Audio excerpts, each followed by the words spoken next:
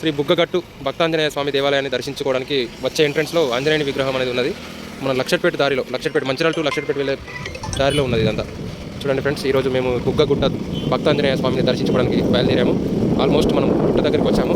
స్టార్టింగ్లో హనుమాన్ విగ్రహం చూసాము. గుట్ట మీద ఉన్నటువంటి భక్తాంజనేయ స్వామి ఆంజనేయుని మనం దర్శించుకోబోతున్నాం ఇప్పుడు.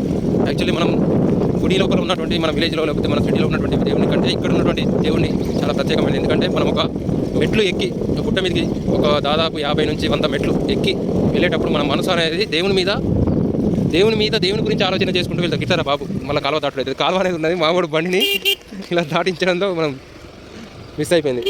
ఇట్లా ఈ బ్రిడ్జ్ చిన్న బ్రిడ్జ్ దాటుతున్నాం. ఈ బ్రిడ్జ్ దాటినాక అటు రూట్ ఉన్నది. ఇక్కడ తెలంగాణ క్రీడా ప్రాంగణం, గ్రామం నర్సింగపూర్ ఉన్నది, మండలం హాజీపూర్. అయితే ఈ దేవుని మెట్లు అంటే గుట్ట మీద మెట్లు ఎక్కుకుంటూ వెళ్తే అప్పుడు మన ఆలోచన అంతా దేవుని మీదనే ఉంటుంది. అంటే ఎంత ప్రశాంతమైన వాతావరణంలో మనం విజిట్ చేస్తామంటే దర్శనం చేసుకుంటాం. కాబట్టి ఈ గుట్టకు చాలా ప్రత్యేకమైనది. మనసు ప్రశాంతంగా ఉన్నప్పుడే భగవంతుని తలుచుకుంటే మనకు ఉన్నటువంటి నష్టాలు, కష్టాలు, కోరికలన్నీ తీర్చుతాడు. నాగదేవత ఇక్కడ విగ్రహం ఉన్నది, గుడి నచ్చిన గుడి.